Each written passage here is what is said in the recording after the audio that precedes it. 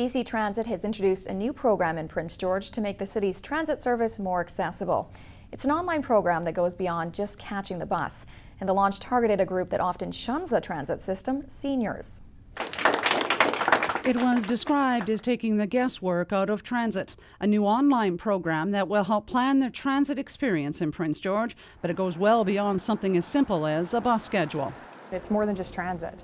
When you come onto the new website for Prince George Transit, you're going to be able to plan your trip from your starting point to your end point. So it's going to tell you where to walk, what bus to catch, what stop to get off at, where to walk, how to get to your end point. So it gives people the flexibility and a way of planning travel that's more than just trying to figure out a schedule.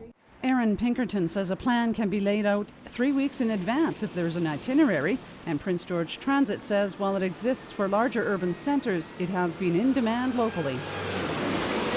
So this is a really great step moving forward for technology and looking at how much easier it will be for the passenger to know when that next bus is going to arrive, and that will lead into future transportation or improvements to technology for transit as well.